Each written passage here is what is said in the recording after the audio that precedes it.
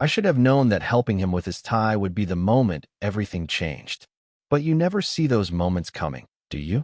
They arrive disguised as ordinary favors, simple gestures between friends who've spent 15 years pretending that friendship is all they are. The room was too quiet. That's what I remember most. Downstairs, the rehearsal dinner was in full swing. Laughter echoing off the walls, champagne glasses clinking, someone's uncle doing his terrible Elvis impression, Vanessa's aunt telling the same story about how she knew they were meant to be from the moment she saw them together. The whole house vibrated with celebration, with joy, with the kind of infectious happiness that comes before weddings. But up here, in this borrowed bedroom with its faded floral wallpaper and heavy burgundy curtains, the noise felt miles away. Just the faint pulse of music bleeding through the floorboards, the distant sound of applause, and the strange intimacy of my own breathing in the golden half-light of late afternoon. The sun was setting somewhere behind those closed blinds, casting everything in amber and shadow. Landon stood in front of the antique mirror, fumbling with his tie. His hands were shaking, just slightly, but enough for me to notice.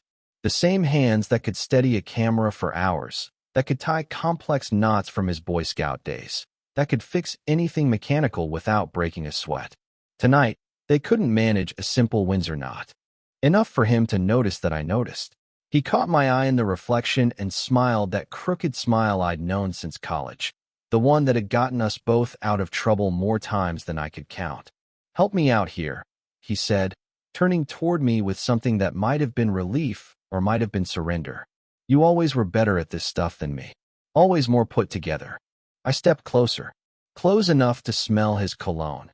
Cedar and something citrusy, the same one he'd worn for years, the one I'd smelled on borrowed sweaters and late-night embraces that never meant what I wanted them to mean.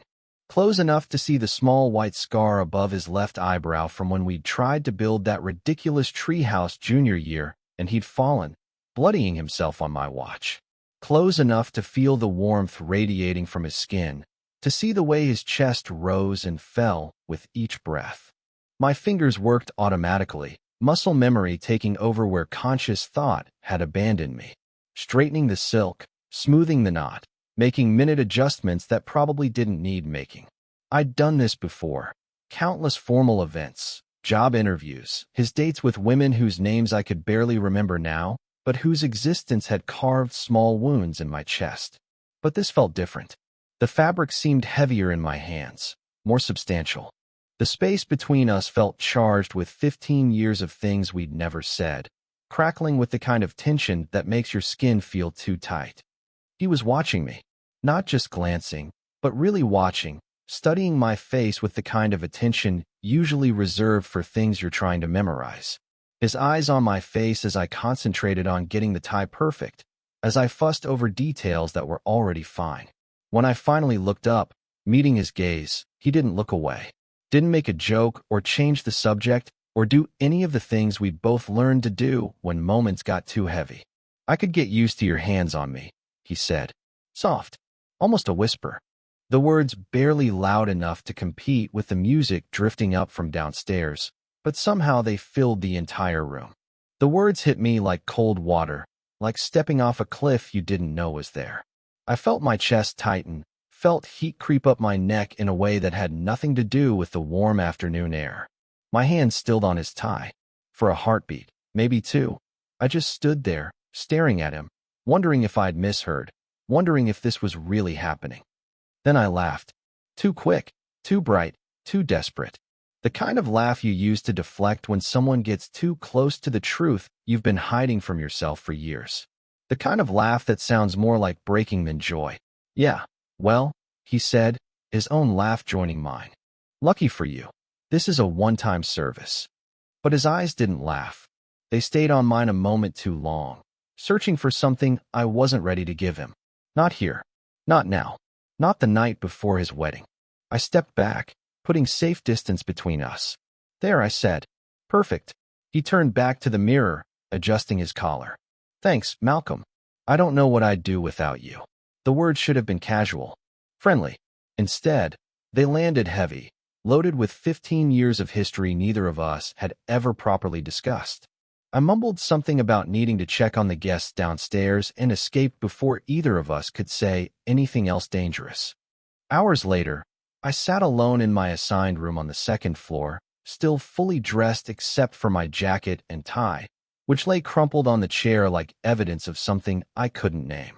The house had finally gone quiet around me. Everyone else was asleep, probably dreaming of tomorrow's ceremony, of new beginnings and happily ever after, and all the things that happen when people choose love instead of safety. I held my untouched glass of whiskey. Good whiskey, the kind Landon's father had insisted on for toasts that never came, and replayed those 5 words over and over until they lost all meaning and gained too much meaning simultaneously. I could get used to your hands on me.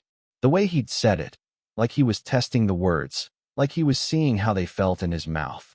The way he'd looked at me when he said it, like he was seeing me for the first time, or maybe like he was finally admitting he'd been seeing me all along.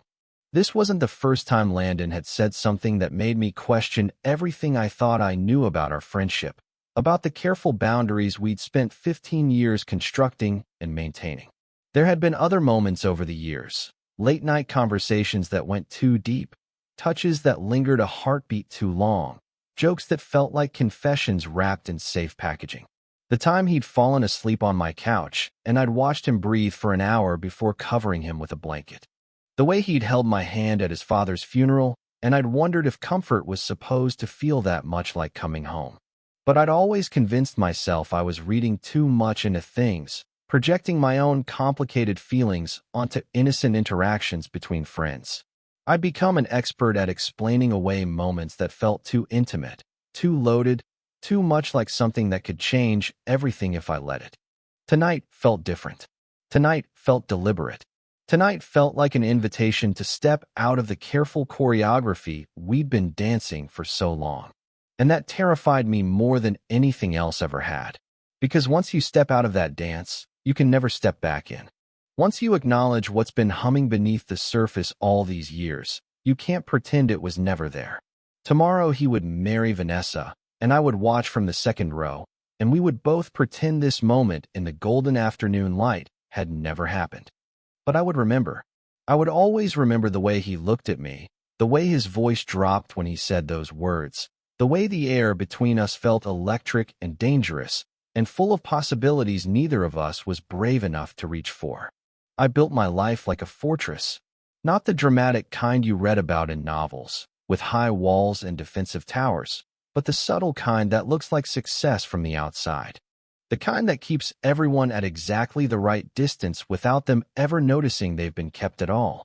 At 35, I had all the markers of a life well lived. A corner office at Meridian Publishing, where I edited literary fiction and memoirs that won awards I'd never be nominated for. An apartment in the village with exposed brick walls and floor-to-ceiling bookshelves, carefully curated to suggest depth and sophistication to the rare visitors who made it past my front door. A savings account that grew steadily each month because I had so few people to spend money on, so few experiences I allowed myself to want. My apartment was a masterpiece of controlled solitude. Every book had its place, arranged not alphabetically, but by some internal logic I'd never had to explain to anyone. Novels that had shaped me next to poetry collections I discovered in graduate school. Biographies of writers who'd lived more authentically than I ever had. The morning light fell across my reading chair at exactly the right angle, and I'd drink my coffee there each weekend, surrounded by other people's stories, other people's courage, other people's willingness to risk everything for love. The silence in my apartment wasn't empty. It was full of all the conversations I'd never had, all the confessions I'd swallowed, all the moments I'd let pass by because safety felt more important than truth. I told myself this was contentment. I told myself this was enough. My colleagues at Meridian knew me as the reliable one, the editor who never missed deadlines, who could salvage a difficult manuscript, who showed up to office parties just long enough to be polite before disappearing into the night. They probably thought I was dating someone they'd never met, someone who valued privacy as much as I did. It was easier to let them think that than to explain that I hadn't been on a real date in 2 years, that the last relationship I'd attempted had ended when David asked me what I was afraid of, and I couldn't give him an answer that made sense to either of us. The truth was, I'd been afraid of everything. Afraid of wanting too much, of revealing too much, of needing someone in a way that might leave me vulnerable to the kind of pain I'd watched other people navigate with varying degrees of success. I'd learned early that the safest way to live was to need as little as possible from other people, to build a life so self-contained that no one's leaving could devastate it. My father had taught me that lesson without meaning to. Growing up in his house meant learning to read silences, to navigate around the things we didn't discuss. He was a good man, a loving father in his way, but he came from a generation that believed certain topics were better left unexamined. When I stopped bringing friends home from school, when I stopped talking about girls the way other boys did, when I started spending more time in my room reading than playing sports or working on cars, he never asked why. The questions he didn't ask hung in the air between us like smoke, and I learned to fill those silences with smaller, safer versions of myself. College had been different. College had been Landon. We'd met freshman year in a Victorian literature seminar that neither of us had particularly wanted to take, but both needed for our English requirements. He was studying journalism with the kind of idealistic fervor that made professors smile and other students roll their eyes. I was already gravitating toward the quiet corners of the literary world, toward editing and publishing, toward the work that happened behind the scenes. We should have had nothing in common, but somehow we became inseparable. Study sessions that turned into long conversations about books and life and what we wanted to become. Late nights in the library that stretched until dawn, fueled by terrible coffee and the kind of intellectual intimacy I'd never experienced before. Landon had this way of asking questions that made you examine yourself more closely, this curiosity about the world that was infectious. He called me his brother, said it easily, naturally, the way some people said hello. Introduced me to his family that way, to his girlfriends, to new friends we met. Malcolm, this is my brother. Not my friend, not my roommate, but my brother. And I loved it and hated it in equal measure, because it meant everything and nothing at the same time. What he didn't know, what I couldn't tell him, was that he'd become the center of my most confusing emotions. The way I felt when he smiled at me across a crowded room. The way my chest tightened when he talked about some girl he was dating. The way I memorized the sound of his laugh. The particular way he said my name when he was tired or drunk or happy. I told myself it was friendship. I told myself everyone felt this strongly about their closest friends. I became an expert at explaining away my own feelings. After graduation, we'd stayed in touch despite living in different cities, despite the natural drift that happens when people build separate lives. He'd become a photographer, the kind who traveled for magazine assignments and called me from airport lounges to tell me about the stories he was chasing. I'd become exactly what I'd always planned to become: successful, solitary, safe. But Landon had this way of cutting through all my careful defenses with a single phone call. He'd ask me how I was really doing, not just professionally but personally. Whether I was happy, whether I was lonely, whether I ever thought about taking risks. Questions that made me uncomfortable because they required answers I didn't want to examine too closely. Over the years, I perfected the role of supportive friend. I was the one who listened to his relationship problems, who celebrated his career successes, who showed up when he needed someone reliable. Always the best man, never the groom. Always the helper, never the one being helped. Always present, but never quite visible, like furniture that's so familiar you forget it's there until someone points it out. I'd learned to love him from a safe distance, to want him in ways I could explain away as friendship, to need him just enough to stay connected, but not so much that anyone would notice. It was a careful balance, maintained through years of practice, years of telling myself that this was enough, that some kinds of love were meant to be unrequited, that the ache in my chest when I saw him with someone else was just the natural price of caring about someone so deeply. But now he was getting married. To Vanessa, who was kind and smart and everything he deserved.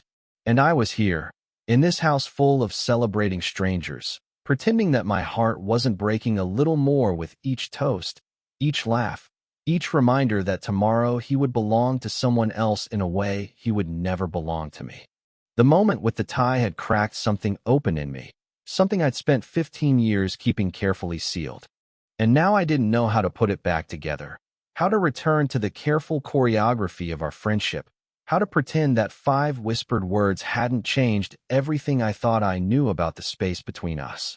The invitation arrived on a Thursday in March, slipped between a utility bill and a catalog I'd never requested.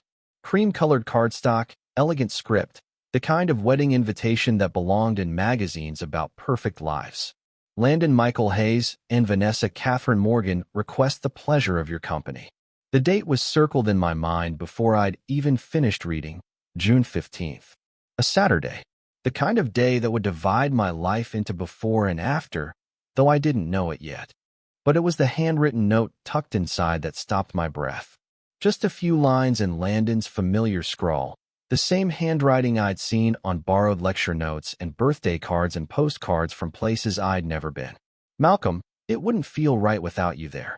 I know it's a long way to travel, but I need my brother standing with me. Please say yes. Love, L. I read it 3 times before setting it on my kitchen counter, where it sat for days like a question I wasn't ready to answer. The rational part of me wanted to decline politely, send a thoughtful gift, make some excuse about work or travel or anything that would let me avoid witnessing the moment when Landon promised himself to someone else forever. But the part of me that had never learned to say no to him was already mentally packing, already imagining myself in a rented tuxedo, standing where he'd asked me to stand. I called him that Sunday. Heard his voice brighten when I said yes. Heard genuine relief in his thank you. We talked for an hour about nothing important. Work, the weather, a book he'd been reading on my recommendation. Normal conversation between normal friends. But underneath it all, I could hear something else, something that sounded almost like nervousness. The months that followed felt suspended, like living underwater. I threw myself into work with the kind of focused intensity that made my colleagues worry about my stress levels. I edited 3 novels about love and loss and the courage to risk everything for happiness, each one feeling like both a roadmap and a rebuke. I declined social invitations, avoided dating apps, constructed an even more careful solitude around myself. As if preparing for an exam I was destined to fail. Vanessa called in April. I'd met her twice before, once at a dinner party in the city, once when she and Landon had visited for a weekend last fall. She was exactly the kind of woman Landon should marry, intelligent, warm, grounded in ways he wasn't. She laughed easily and asked thoughtful questions and treated me with the kind of casual affection that told me she genuinely liked me, not just tolerated me as Landon's strange, solitary friend. Malcolm, she said, her voice bright with wedding planning energy, I have a huge favor to ask. Landon insisted that you stay at the house with the rest of the wedding party instead of getting a hotel room. We rented this gorgeous place on the lake, plenty of space for everyone. He said something about it being like college again, whatever that means. She laughed, and I could picture her rolling her eyes fondly. You know how sentimental he gets about your friendship. I should have said no. Should have insisted on the hotel room, on maintaining the safe distance I'd perfected over the years. But Vanessa had this way of making everything sound natural and inevitable, and before I knew it, I was agreeing to 3 days of proximity I wasn't sure I could handle. She thanked me with the kind of genuine warmth that made me understand why Landon loved her, why anyone would love her. She mentioned something about Landon being nervous about the whole thing, about him saying he needed people around him who really knew him. The people who matter most, she said, and I wondered if she had any idea what those words did to my carefully guarded heart. The weeks leading up to the wedding became an exercise in controlled anticipation. I found myself thinking about Landon at strange moments, during editorial meetings, while reading manuscripts, in the middle of sleepless nights when my apartment felt more like a monastery than a home. I wondered what he was feeling, whether he was having second thoughts, whether marriage felt like the natural next step or like jumping off a cliff he couldn't see the bottom of. I wondered if he ever thought about me the way I thought about him. Whether our friendship occupied the same complex emotional territory in his mind that it did in mine. Whether the careful distance I maintained felt like safety to him or like rejection. Whether he'd ever noticed the way I looked at him when I thought he wasn't paying attention. The way I memorized his expressions and gestures like someone studying for a test I'd never have to take. 2 weeks before the wedding, he called me late on a Tuesday night. I could hear music in the background, the sound of a bar or restaurant, other people's conversations mixing with his voice. "I'm drunk," he said without preamble. Not falling down drunk, but drunk enough to be honest. Vanessa's out with her friends doing wedding stuff, and I'm sitting here thinking about how everything's about to change. I waited for him to continue, holding my breath in the darkness of my apartment. "Do you ever think about alternate lives?" he asked. Like, what if we'd made different choices? What if we'd been braver about certain things?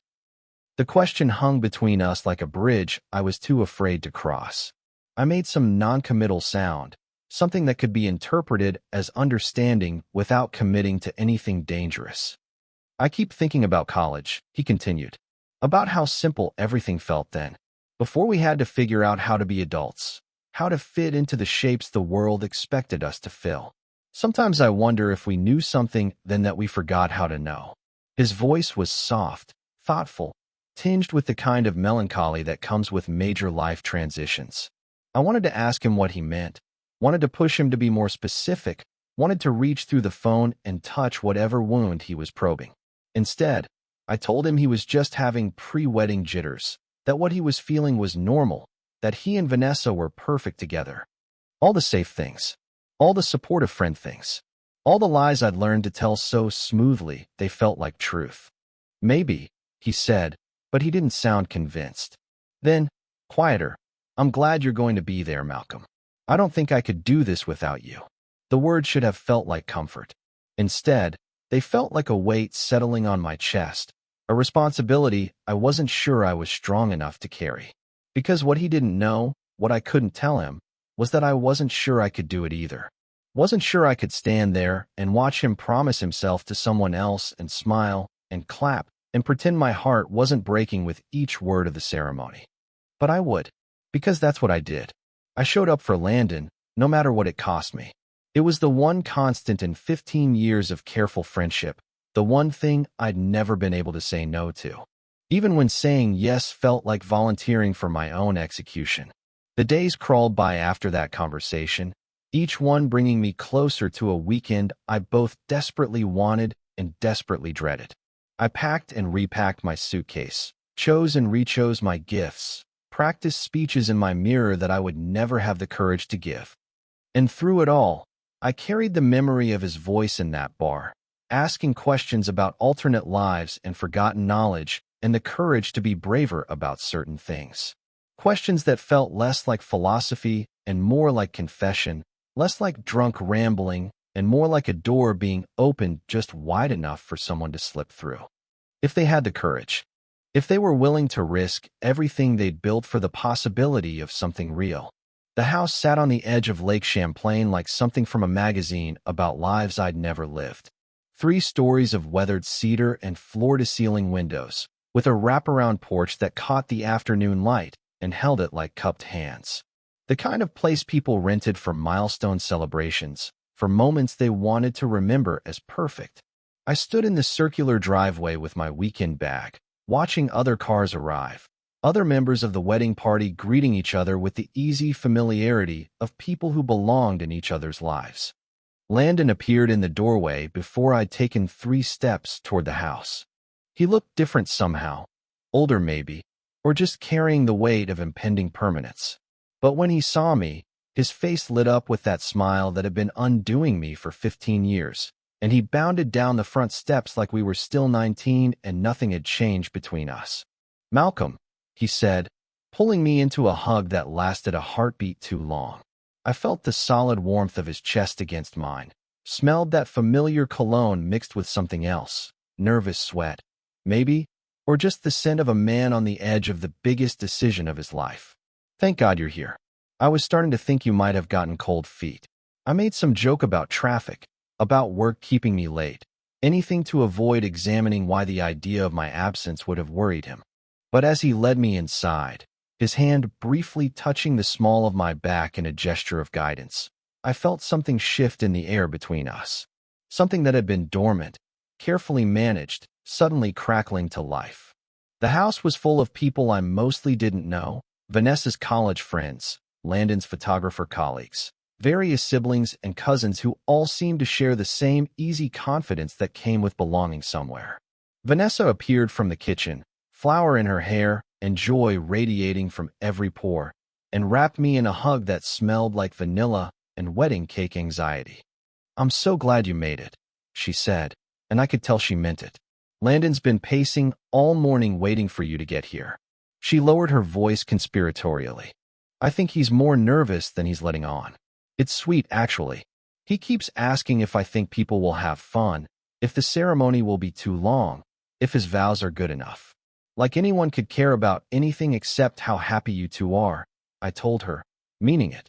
The afternoon blurred into a series of introductions and small talk and glasses of wine that appeared in my hand without me asking for them. I found myself studying the other guests, wondering what it felt like to be part of someone's inner circle, to belong so naturally in moments of celebration. Everyone seemed to know exactly where they fit in the story of Landon and Vanessa, what role they played in this narrative of love finding its perfect ending. But I kept noticing Landon noticing me, catching my eye across crowded rooms, appearing at my elbow when conversations with strangers grew stilted, including me in stories with the kind of casual possessiveness that made me wonder if anyone else could see what I saw. The way he said my name with something that sounded almost like pride. The way he touched my shoulder when he laughed at something I'd said, his hand lingering just long enough to make me hyper-aware of my own skin. That first evening, we all gathered on the back porch for dinner. Long tables set with white linens and mason jars full of wildflowers, the lake stretching away from us like a mirror reflecting the early stars. I found myself seated next to Landon's younger sister Emma, who I'd met a few times over the years and who had always treated me like family despite having no real reason to. She leaned over during the salad course and said quietly, "He's been different since you got here. More relaxed, maybe. More like himself." She paused, studying my face with the kind of direct attention that ran in their family. "You're important to him, you know. More than he probably says."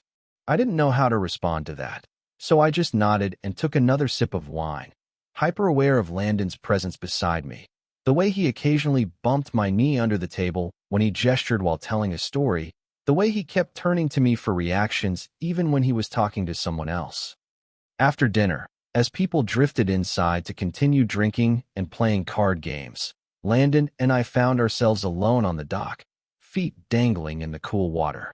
The lake was perfectly still, reflecting the lights from the house like scattered diamonds. We sat in comfortable silence for a while, the kind of quiet that had always existed between us before words became necessary. "Remember our first night at college?" he said eventually.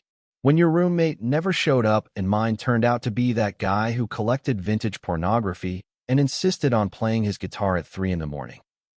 I laughed despite myself. We'd spent half that semester sleeping on each other's floors, claiming it was more convenient than dealing with our respective roommate situations. In reality, I think we were both homesick and young and grateful to have found someone who felt like safety in a world that suddenly seemed enormous and full of possibilities we weren't sure we were ready for. We were so young," he continued, his voice soft with something that might have been nostalgia or might have been grief. "Everything felt so huge then, so significant. Like every decision would change the course of our entire lives. Some of them did," I said without thinking, then immediately wished I could take it back. He turned to look at me, his face half-shadowed in the reflected light from the water. "Yeah," he said quietly. "Some of them did." The silence stretched between us again, but this time it felt different. Charged. Like we were both thinking about the same specific memory, the same moment that had never been discussed, but never been forgotten either. Over the next 2 days, I began to unravel in ways I'd never experienced before. Not dramatically, not in any way that would be visible to the casual observer, but like a sweater with one loose thread that someone keeps pulling until the whole thing comes apart in their hands. Every interaction with Landon felt loaded with subtext I was afraid to interpret. Every casual touch, a hand on my back as he passed behind my chair, his fingers brushing mine when he handed me a drink, the way he'd lean close to whisper some observation or inside joke, sent electricity through my nervous system. I found myself memorizing details I had no right to notice. The way his hair curled slightly at the nape of his neck when the humidity rose. The specific timbre of his laugh when something genuinely surprised him versus when he was just being polite. The way he'd catch his lower lip between his teeth when he was thinking about something serious, usually while staring out at the lake as if it held answers to questions he hadn't learned how to ask yet. The inside jokes came back like muscle memory. References to professors we'd shared, books we'd argued about, embarrassing moments from our early 20s that had somehow become treasured stories rather than sources of shame. But now they felt different, weighted with 15 years of distance and everything we'd never said to each other. When he'd lean close to deliver the punchline to some story only I would understand, I could feel his breath against my ear, could smell his skin, could feel my heart rate spike in ways that had nothing to do with humor. The wedding party grew more relaxed as the weekend progressed, the natural result of good wine and lakeside air and the infectious happiness that surrounded engaged couples in their final days of anticipation. People paired off into conversation groups, disappeared for walks along the shoreline, played elaborate drinking games that I participated in but never quite felt part of. I watched Landon with Vanessa, saw the easy affection between them, the way they moved around each other like dance partners who'd been practicing the same routine for years. They were good together. Anyone could see it. She grounded him in ways he needed, brought out his more thoughtful side, while he encouraged her sense of adventure. They had inside jokes and shared references and the kind of comfortable intimacy that comes from really knowing someone, from choosing them every day for years. Watching them together should have made me happy for my friend, should have confirmed that he was making the right choice. Instead, it made me feel like I was attending my own funeral. Friday night. Most of the group had gone to bed early in preparation for the rehearsal the next day. I couldn't sleep, too wired from 3 days of hyper-awareness and emotional whiplash, so I wandered out to the porch with a book I had no intention of reading.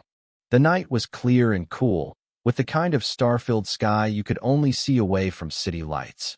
I'd been sitting there for maybe 20 minutes when Landon appeared, barefoot and carrying 2 bottles of beer, like he'd somehow known I would be there.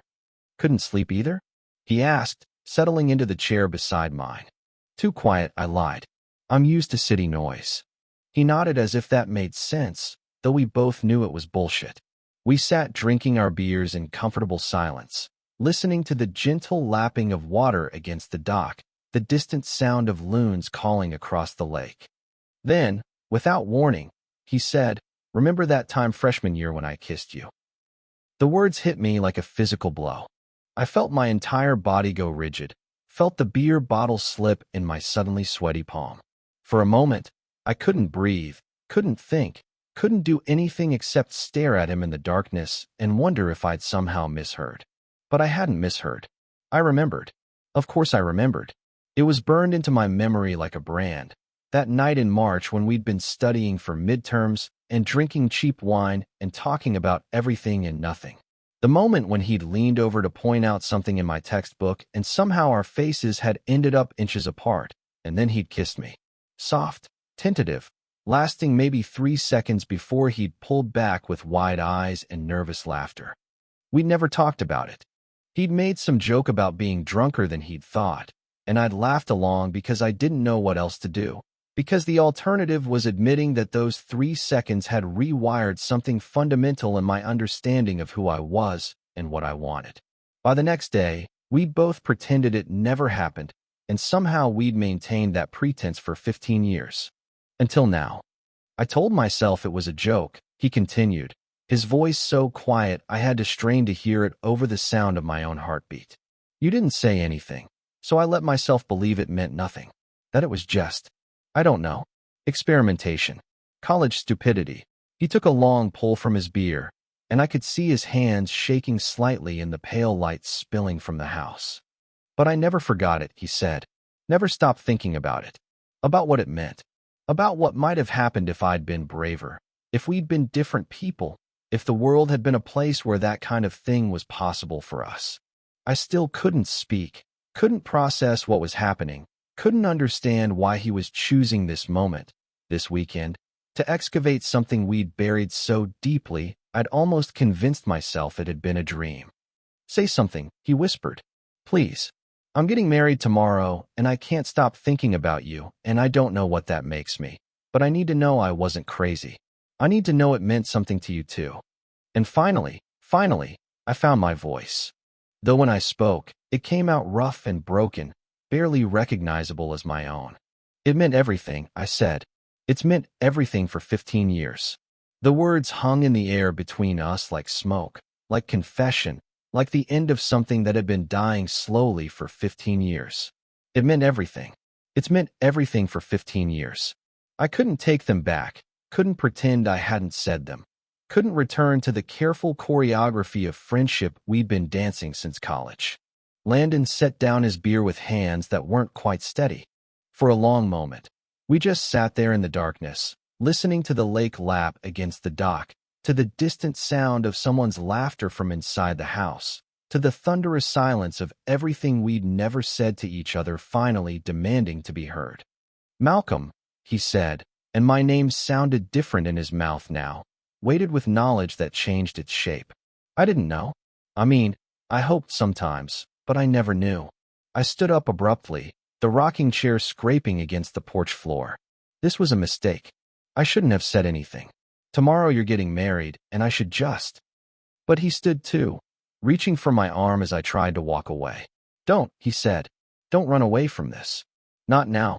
I turned to face him, and in the pale light spilling from the house windows, I could see something in his expression that looked like pain and relief and terror all mixed together. He was still holding my arm, his thumb rubbing absent circles against my wrist, and I could feel my pulse hammering against his fingers.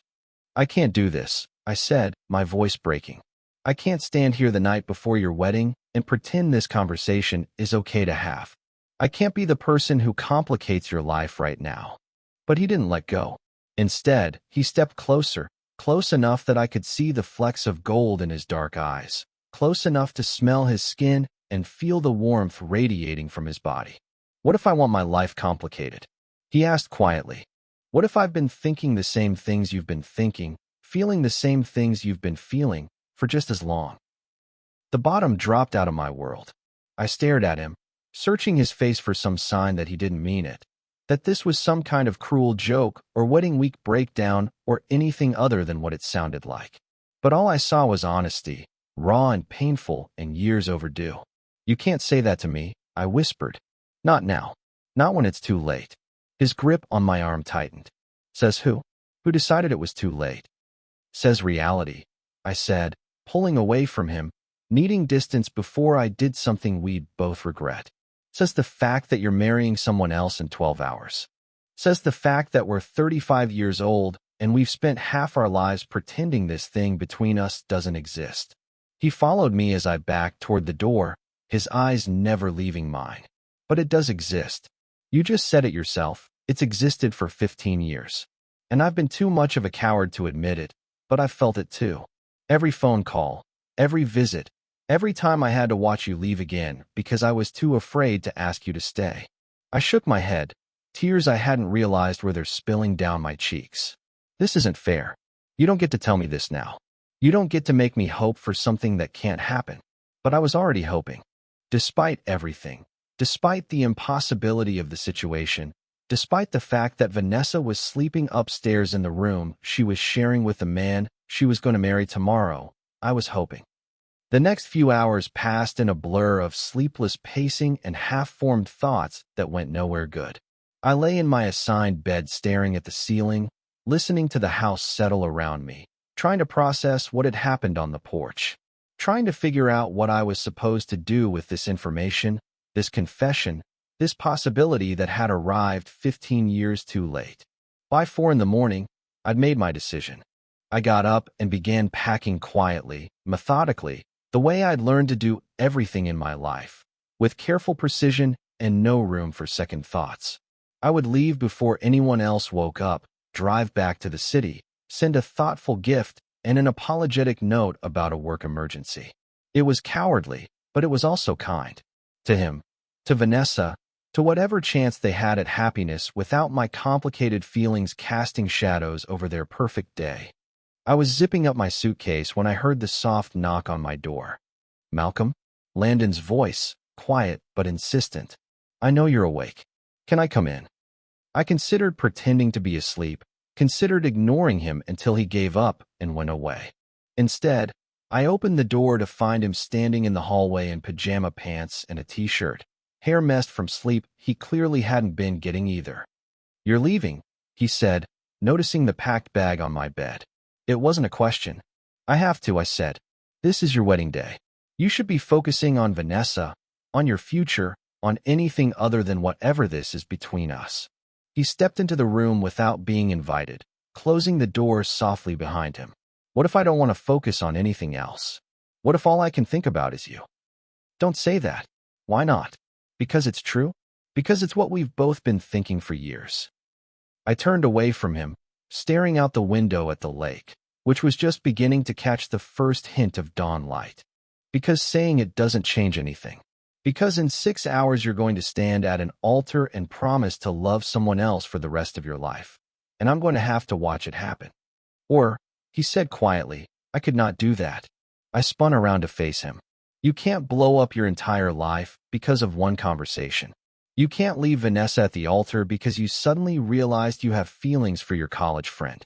"Why not?" he asked, and there was something desperate in his voice now, something that sounded like a man drowning. "Why can't I choose what I want instead of what everyone expects me to want?" "Because it's not that simple," I said. "Because love isn't enough sometimes. Because wanting something doesn't mean you get to have it, especially when having it would hurt innocent people." He stepped closer to me, close enough that I could see the unshed tears in his eyes. "But what if it is that simple? What if it's the most simple thing in the world, and we've just been making it complicated because we were afraid?" "I don't know," I whispered. "I don't know anything anymore." And then he kissed me. Not like that tentative kiss from freshman year. Not like an experiment or an accident or something that could be explained away. This was deliberate, desperate, full of 15 years of want and regret and possibility. His hands cupped my face like I was something precious, something fragile that might disappear if he didn't hold on tight enough. I kissed him back. God help me. I kissed him back with everything I'd been holding inside for half my life, with all the love I'd convinced myself was impossible, with all the hope I'd trained myself not to feel. It was soft and shaking and tasted like grief and joy in equal measure. When we finally broke apart, we were both breathing hard, both trembling, both staring at each other like we couldn't quite believe what had just happened. "What do we do now?" he whispered, his forehead resting against mine. And I realized I didn't have an answer. For the first time in 15 years of careful planning and strategic emotional distance, I had no idea what came next. The morning arrived gray and cold, the kind of day that makes you question whether summer is real or just something you dreamed during the long months of winter. I woke to the sound of rain against the windows, to voices in the hallway as the wedding party began their careful choreography of preparation. Hair appointments and final fittings, and the 1,000 small rituals that transform an ordinary Saturday into the most important day of someone's life. I lay in bed listening to it all, to Vanessa's nervous laughter echoing from down the hall, to her mother's reassuring voice, to the general atmosphere of controlled chaos that surrounds weddings like weather. Somewhere in that mix of voices, I could hear Landon, probably getting teased by his groomsmen, probably trying to act like everything was normal while carrying the weight of last night's conversation. Last night's kiss. Last night's question that neither of us had answered. What do we do now? I got dressed slowly, methodically, the way I did everything when I needed to think. Black suit, white shirt, the silver tie I'd bought specifically for this occasion. I looked at myself in the mirror and saw someone playing a role, someone pretending to be the supportive friend who belonged at moments like this. But underneath the costume, I was just a man who'd spent the night staring at the ceiling, trying to figure out how to survive the next few hours. By 9 o'clock, the house was humming with activity. Photographers capturing candid moments, florists making final adjustments, caterers setting up for the reception. I helped where I could, moved chairs and carried things and made small talk with relatives I'd just met, anything to avoid thinking about what was coming. But as the ceremony time approached, as people began gathering on the back lawn, where white chairs faced a flower-draped arch overlooking the lake, I felt something inside me simply refused to cooperate. I couldn't do it. I couldn't sit in the second row and watch Landon promise himself to someone else. Couldn't listen to vows about eternal love and faithfulness while knowing that 12 hours earlier he'd been kissing me in a dark bedroom, asking questions neither of us knew how to answer.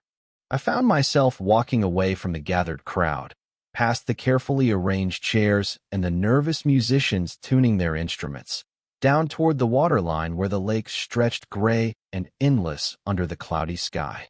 I loosened my tie, rolled up my pants, and walked into the shallow water in my dress shoes, feeling the cold shock of it against my ankles. The ceremony began behind me. I could hear the string quartet starting the processional, could imagine Vanessa appearing in whatever dress she'd chosen, could picture Landon waiting at the altar with the expression of focused solemnity he wore when something really mattered to him. I should have felt guilty for missing it, should have felt like a terrible friend, but mostly I just felt relief at not having to witness the moment when possibility died and reality took its place. I walked along the shoreline for what felt like hours, but was probably only 30 minutes, my feet numb with cold, my suit jacket dark with mist. The sound of applause drifted across the water as the ceremony ended, followed by the general migration of voices as people moved toward the reception. Music started up again, this time something celebratory and dancing appropriate. Life moving forward, as life does, despite the small dramas we think are earth-shattering. I was sitting on a fallen log, barefoot now with my shoes and socks beside me, when I heard someone approaching from behind. I didn't need to turn around to know it was Landon. I could feel his presence like a change in atmospheric pressure, the way you can sense a storm coming even when the sky still looks clear. He sat down beside me without saying anything, close enough that I could see his wedding ring catching what little light filtered through the clouds. A simple gold band that hadn't been there this morning, that marked him as belonging to someone else in a way that was legal and binding and permanent. He'd changed out of his tuxedo into jeans and a sweater, but he still looked like a groom, still carried that particular glow that comes from being the center of everyone's attention and joy. We sat in silence for a long time, watching the water, listening to the distant sound of celebration from the house. Finally, he spoke. "I couldn't blow up her life," he said quietly. "Not like that. Not because I suddenly grew a conscience after 15 years of cowardice." I nodded, understanding what he meant, what he'd chosen, why he'd gone through with the ceremony despite everything we'd said to each other in the darkness of early morning. It wasn't about love or lack of love or the complex mathematics of the heart. It was about responsibility, about the weight of promises already made, about the collateral damage that comes with changing your mind at the last possible moment. "I know," I said. "I would have done the same thing. But I want you to know I meant it," he continued, his voice barely audible over the sound of water against the shore. "Everything I said last night, everything I've been feeling, I've always meant it." I turned to look at him then, really look at him, memorizing the way the gray light caught the planes of his face, the way his hair curled slightly in the humidity, the way his eyes held 15 years of unspoken truth. He looked back at me with the same intensity, the same desperate need to make sure this moment was real, was remembered, was enough to carry us through whatever came next. "I know," I said again. "Me too." And somehow that was enough. Not enough to change anything. Not enough to rewrite the story we'd been telling ourselves for half our lives, but enough to transform the ache in my chest from something bitter into something that felt almost like peace. We hadn't been crazy. We hadn't been imagining things. We hadn't spent 15 years loving someone who could never love us back.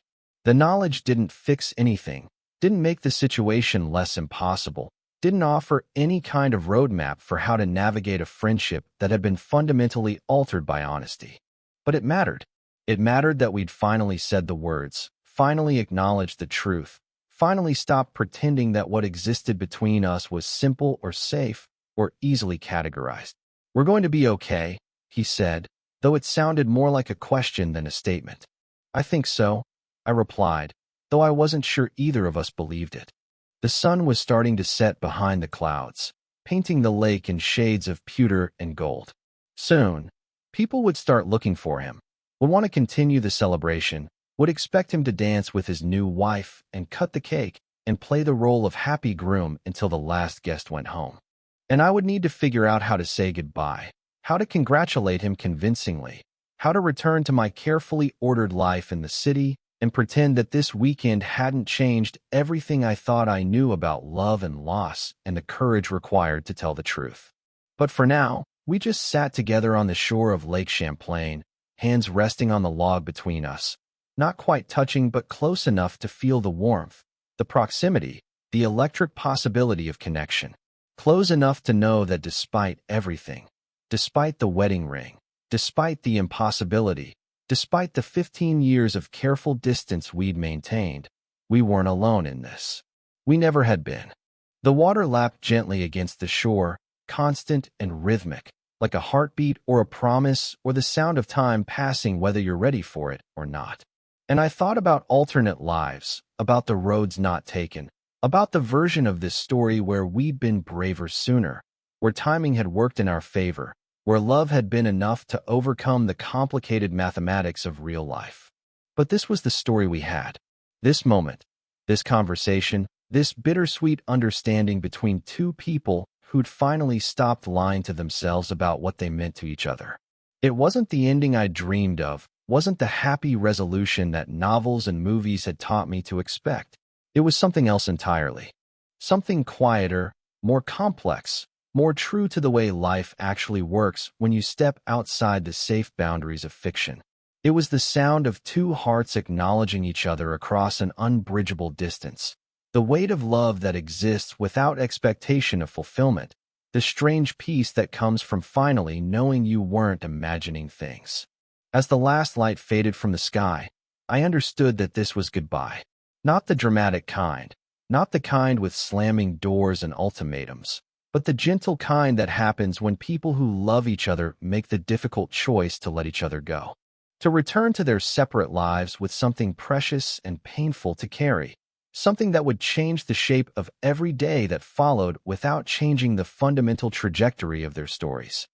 Tomorrow, I would drive back to the city. Next week, life would return to its familiar patterns.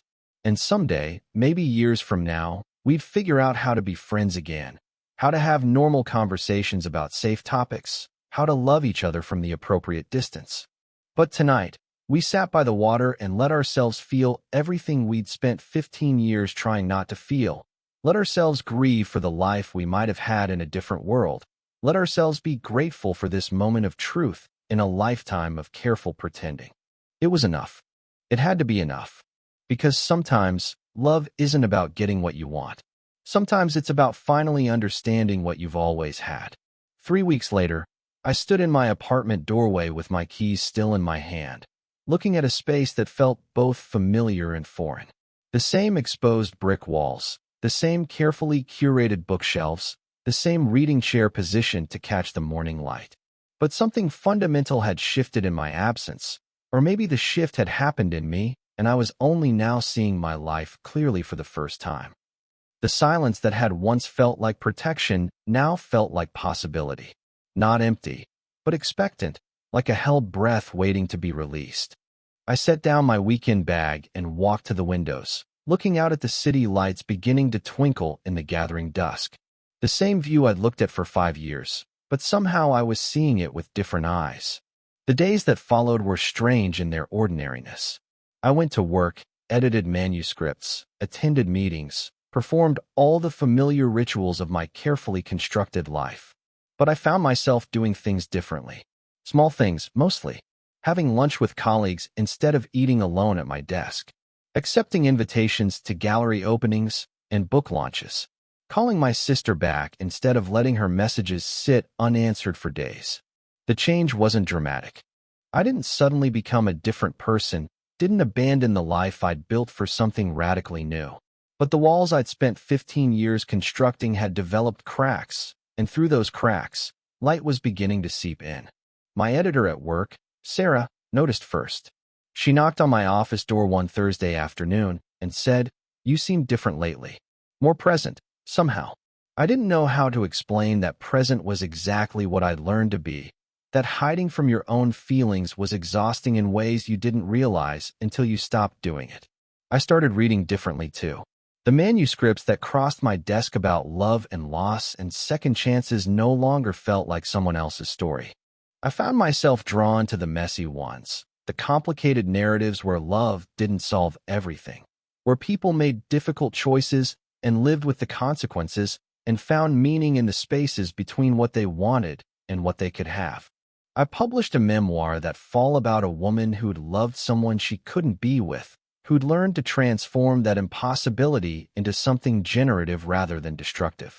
The author thanked me in her acknowledgments for understanding what she was trying to say, for helping her find the language for experiences that resist easy categorization. I kept that book on my desk long after it was published, a reminder that some stories don't have happy endings but still deserve to be told. October brought the first real cold snap, the kind of weather that makes you want to retreat indoors and wait for spring. I was making dinner, something I'd started doing more often, as if feeding myself properly was another small act of care I'd forgotten how to practice, when I heard the soft slide of mail through the slot in my front door. Most of it was the usual assortment of bills and catalogs, but tucked between a bank statement and a furniture store flyer was an envelope addressed in handwriting I would have recognized anywhere. No return address, but I didn't need one. I knew Landon's writing as well as I knew my own. I set it on my kitchen counter and stared at it while I finished cooking, while I ate, while I cleaned up afterwards. Like looking at it too soon might make it disappear or reveal something I wasn't ready to know. Finally, as the apartment grew dark around me, I opened it. The letter was short, written on hotel stationery from someplace I'd never been. Just a few paragraphs in his careful script. "Malcolm," it began. "I've started this letter a dozen times over the past month, never knowing how to say what I need to say. Vanessa and I are good. We're happy. She makes me laugh every day and challenges me to be better than I thought I could be. I want you to know that, because I need you to know that what happened between us didn't ruin anything. It just made me understand myself more clearly. I still don't know what kind of man I am, exactly, but I know I was most myself when I was with you. I know that 15 years of friendship means something, even if we can't name what that something is. I know that love takes more forms than I was taught to recognize, and that doesn't make it less real or less valuable. I don't know when we'll see each other again, or how we'll navigate whatever our friendship becomes now, but I wanted you to know that I'm grateful.